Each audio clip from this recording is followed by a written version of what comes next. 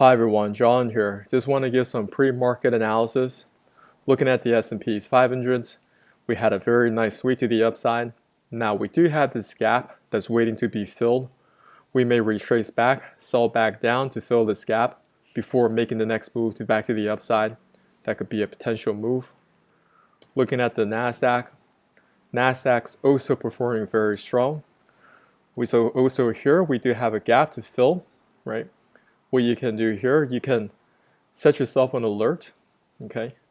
If you're trading the indices, for example, that could be an area of a bounce you want to trade, or if you're looking for a deeper pullback, then we're looking around 425 and some change. So you just set yourself on alert. Next we have the diamonds. Diamonds are also very extended up at these levels. Russell 2000, you can see that we're not hitting those all-time highs just yet. So there may be some good picks still in the small caps. Transports are also doing very well, very extended up to the upside. So at these levels, what we want to do is just be patient. If you're looking for stocks to trade to the long side, you want to make sure that they're not way extended. For example, if you're looking to trade tech, right, Nvidia is way too extended up to these levels. A lot of retail are chasing this right now. That's not a place I would recommend going long. Now, I would look for laggards, some stocks that stood out for me. Over here, we got State Street Corp.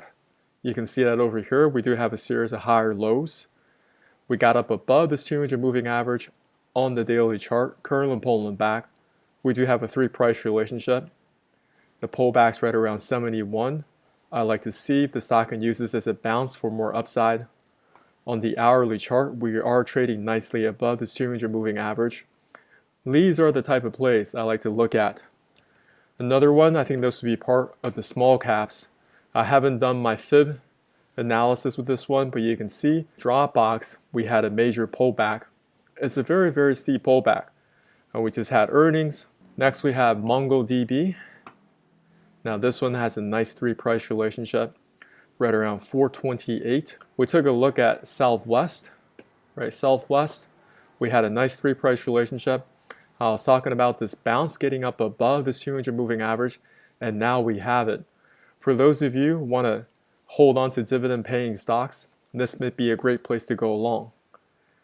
Next we have Caterpillar, more of a recent pick. Now these are extended to the upside, so do not be trading here. But we had a nice 3-price relationship right around 312 that it played very well to the upside. If you're in this chart, you can definitely ratchet up your stops. What else do we have? We have MetLife. Take a quick look. Over here, we also started using that bounce back to the upside.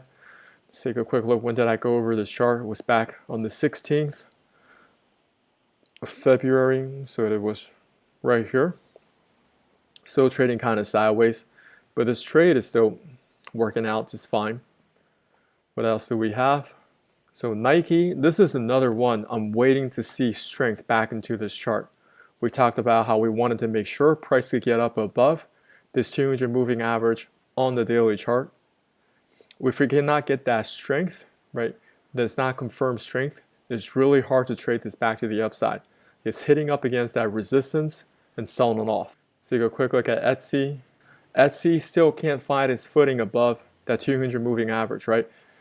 So what I'm looking for Etsy is kind of like with Southwest. Southwest was trading below the 200 moving average. Now it's getting up above. In addition, you can see we had this trend line that extends all the way back to 2021. It was able to get up above that even. That tells me there's strength, there's confirmed strength that's coming through. I'll show you guys something that's interesting about the S&P's 500s. This is the daily chart. I'm going to jump back out on a monthly chart. I'm going to go back to year 2000, okay? So year 2000, around September, August, this area, September, October, markets started to sell off. Now, a lot of people, they blame the market sell-off in 2001, 9/11/2001. But markets started to sell off right around this area. So want to take note of this. The year 2000 was also a dragon year. So the beginning of the year, it was performing just well. with a series of higher highs and higher lows, just steadily going up. This is the dot-com bubble, okay? All the way from 95, this thing just kept charting up. And then a lot of people, they got sucked in. A lot of retail with all the hype and a lot of greed got in the way. I knew some people, they bought a lot of stock right in these areas on margin, and it was not a pretty sight. I was very young at the time, so I wasn't participating, but I was learning and observing, all that time. Now here, 2024, we have a very, very big bull run currently in the last couple of months, and we may have something similar that may come through. I'm not saying that's exactly what's going to happen, but we want to take note of these patterns that may repeat themselves over and over again, right? So if you're going long, you can be a little bit more conservative. You want to find stocks that are just starting to take off.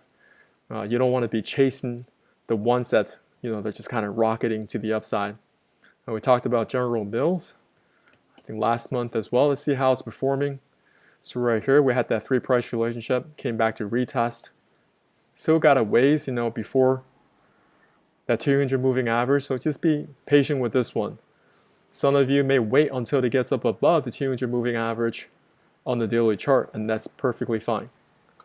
Looking at Dow, see, these are the type of plays I like to look at because this is kind of like Southwest. It overcame this downside, got up above, pulling back against that 200 moving average.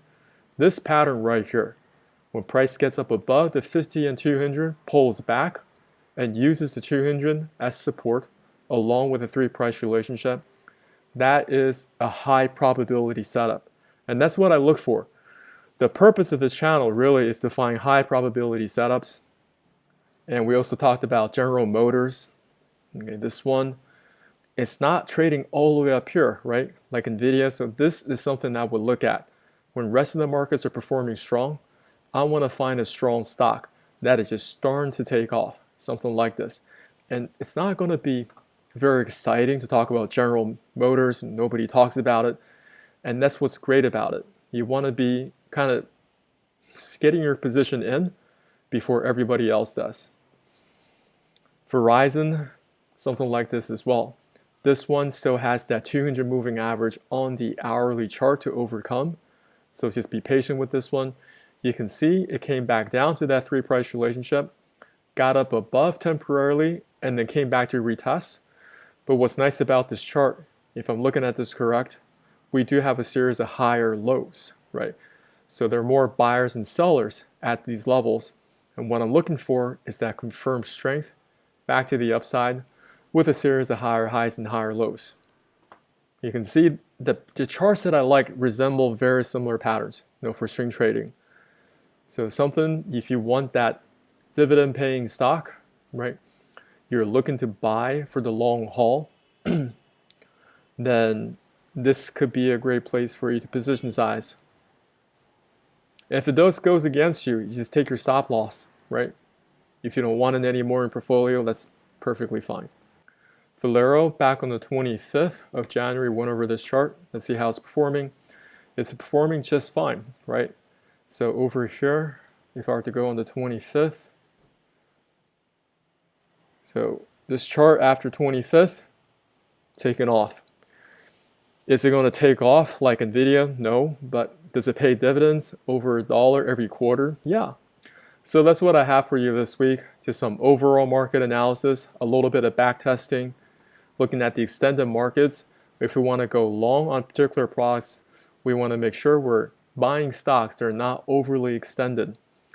Because more than likely, we will get some type of a pullback that's going to come in and fill some gaps along the way and before resuming the upside.